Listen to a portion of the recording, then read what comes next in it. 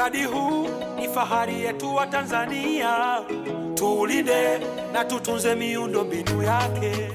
Ujenzi wa reli hii kwa kiasi kikubwa utaongeza shughuli za kiuchumi kati ya Tanzania na Burundi, na tukizingatia kwamba wenzetu wa Burundi tukitumia lugha ya Kiingereza ni landlocked country, wanategemea kwa kiasi kikubwa bandari yetu ya Dar es Salaam, lakini reli ya kati au shoroba wa kati kupokea mizigo yao inayotoka ng'ambo, lakini vile vile wao pia kupeleka mazao yao mbalimbali wanaofanya kwa uzalishaji kwa ajili ya kuyapeleka ng'ambo katika masoko makubwa zaidi.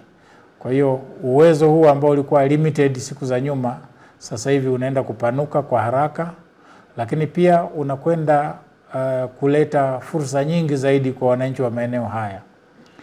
Tunajua mkoa wa Kigoma ni mkoa maarufu kwa uzalishaji wa mazao ya chakula, hususan mahindi, maharage, lakini vile vile mazao ya matunda ambayo yalikuwa yakishindwa kusafirishwa kwa urahisi kwenda katika masoko makubwa zaidi.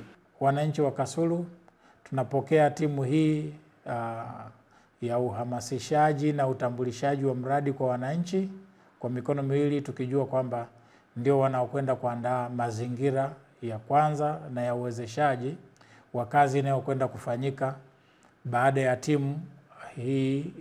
Tunajua zitafuata timu ambazo zitakuja na materials mbalimbali, lakini hata katika timu hizi za awali wanakaa kwenye mazingira yetu, wanakaa katika hoteli zetu.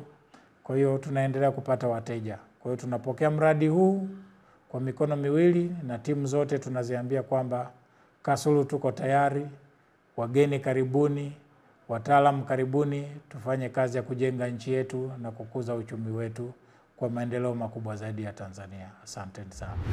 Siasi, reli yetu, maendeleo yetu, taifa letu, kazi endelee. Tunavuka boda.